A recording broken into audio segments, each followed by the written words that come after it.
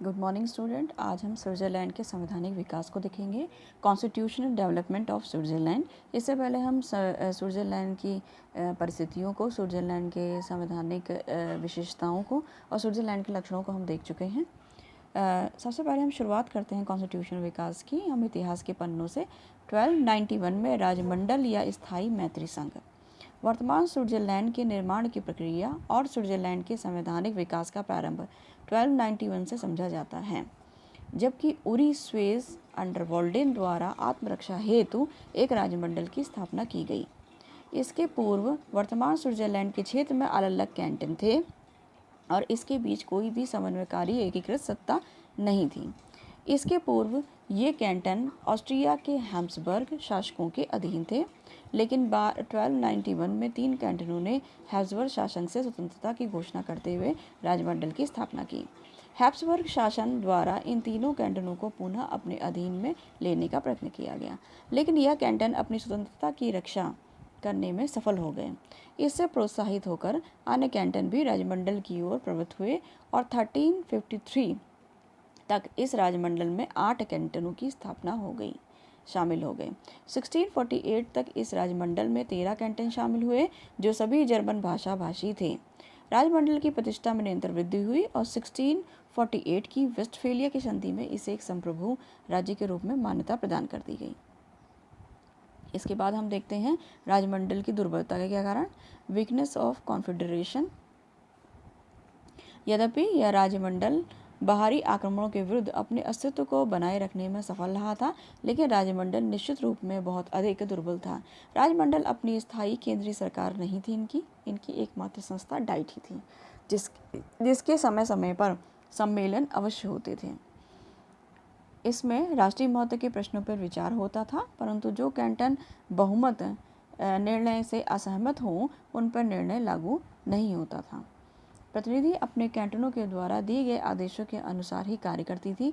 ना कोई संघीय कार्यपालिका थी और ना कोई संघीय सेना, ना कोई राष्ट्रीय नागरिकता थी और ना कोई संघीय जन पदाधिकारी वर्ग। इसके अतिरिक्त विभिन्न कैंटनों के शासन प्रणालियों में प्रचुर भिन्नता थी।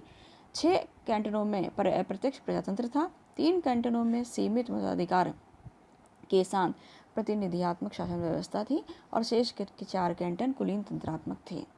धार्मिक मतभेद के कारण 1712 में इनके वहाँ गृह युद्ध छिड़ गया, जिसने स्विस राजमंडल को अत्यधिक और ज़्यादा दुर्बल कर दिया।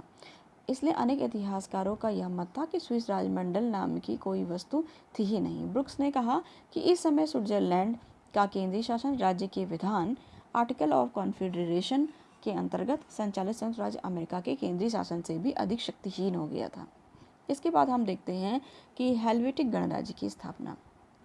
एस्टैब्लिशमेंट ऑफ हेल्वेटिक रिपब्लिक 1798 से 1815 तक रहा।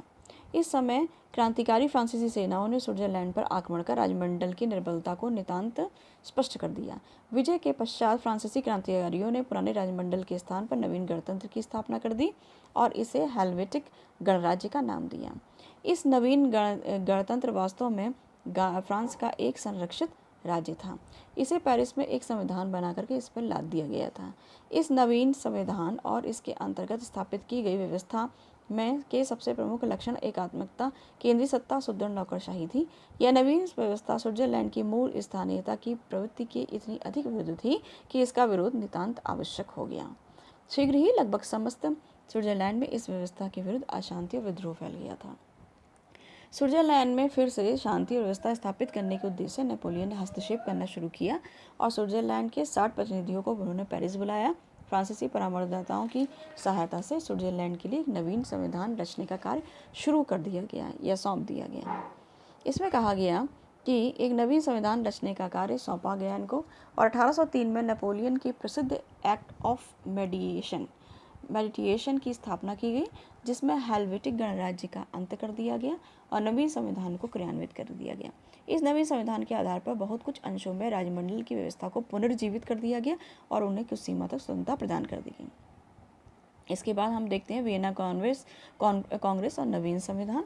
वियना कांग्रेस और न्यू कॉन्स्टिट्यूशन 1815 से लेकर के 1848 तक। 1813 में नेपोलियन की पराजय के पश्चात यूरोप में संयुक्त राज्यों ने 1814 में स्विस डाइट को एक नया संविधान बनाने के लिए विवश किया। नवीन व्यवस्था को पैक्ट ऑफ पेरिस कहा गया। 1815 में वियना कांग्रेस ने इस नवनिर्मित संविधान को स्वीकार भी कर दिया। वियना कांग्रेस ने जहां तक स्विट्जरलैंड की आंतरिक व्यवस्था निर्धारित थी, राष्ट्रीय राजनीति में स्विट्जरलैंड की स्थायी सदस्यता की घोषणा करके उसकी वैदेशिक स्थिति को निर्धारित कर दिया। वियना कांग्रेस का यह निश्चित रूप से अत्यधिक महत्वपूर्ण कार्य था, जिसे वर्तमान समय में मान्यता प्रदान कर दी गई। इस प्रकार स्विस राजसंघ की सदस्य संख्या 22 हो गई और जर्मन, फ्रेंच, इटालियन 3 भाषाओं से संबंधित लोगों का बहुभाषा भाषी राज्य हो गया। पेरिस पैक्ट को इस दृष्टि से प्रतिक्रियावादी कहा जाता है, क्योंकि इसने स्थानीय स्वायत्तता को अत्यधिक महत्व दिया और संघीय शक्ति को दुर्बल कर दिया। इसके बाद हम देखते हैं कि संघर्ष तथा केंद्रवादी शक्तियों की इनकी वहाँ विजय हुई। Struggle and conquest of centralisation forces, ये कैसे हुई? इसको हम देखते हैं 1815 में नवीन व्यवस्था लागू किए जाने के बाद से ही कैंटनों के मध्य संवैधानिक और धार्मिक मतभेदों और इसके परिणाम स्वरूप संघर्ष प्रारंभ हो गया।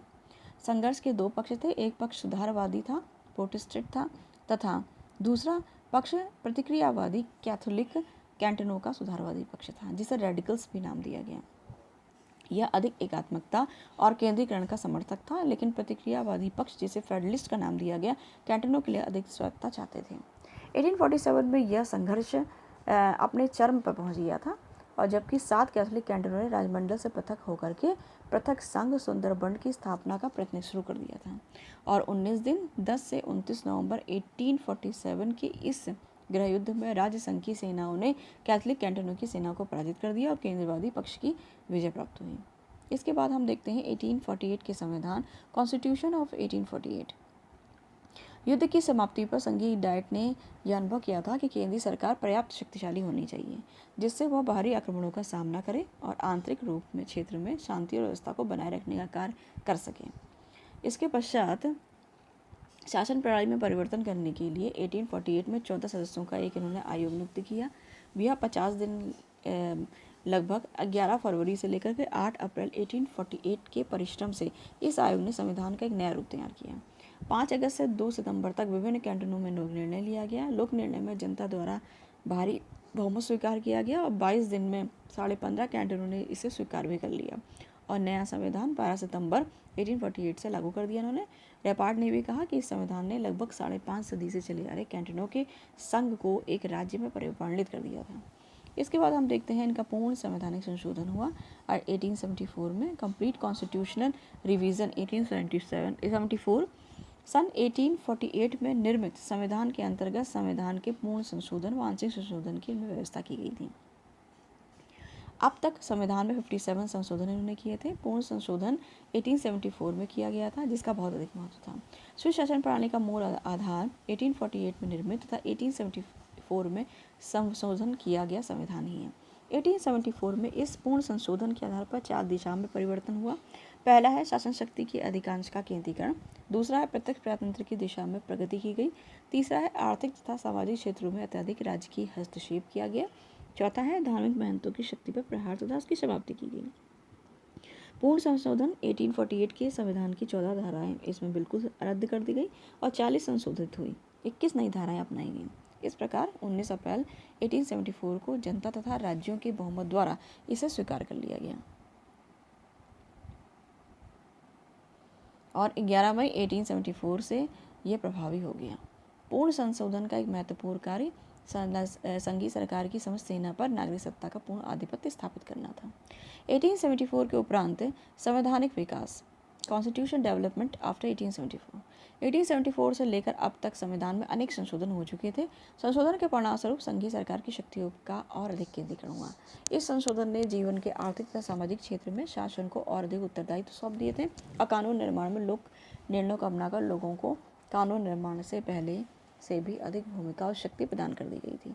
1935 में एक आंदोलन के माध्यम से मांग की गई कि स्विट्जरलैंड के संविधान में पुनः पूर्ण संशोधन होना चाहिए। इस आंदोलन के समर्थक चाहते थे कि कैंटनों की शक्तियों में वृद्धि की जाए और विधानमंडलों का चुनाव व्यावसायिक प्रतिनिधित्व के सिद्धांत के अनुसार हो। स्विट्जरलैंड में एक निगमनात्मक राज्य की स्थापना की जाए।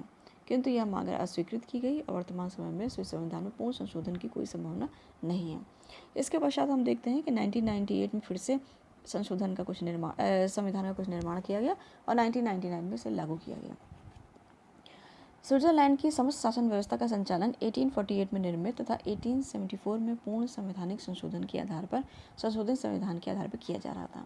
लेकिन 150 या लगभग 125 वर्षों से परिस्थितियाँ बहुत परिवर्तित हो गई और 50 वर्षों से संविधान में अनेक प्रावधान या पुनर्विचार की आवश्यकता समझी जाने लगी थी। इसलिए 20वीं सदी के अंतिम दशक के प्रारंभ में इस बात को समझा गया और 1848 में निर्मित संविधान को पुनः पूर्ण या आंशिक संशोधन से कार्यसिद्ध नहीं होगी, तब अब तो यह नया संविधान निर्मित ही करना होगा। इसलिए 1997 के अंतिम दिनों में एक संवैधानिक सम्मेलन आयोजित किया गया।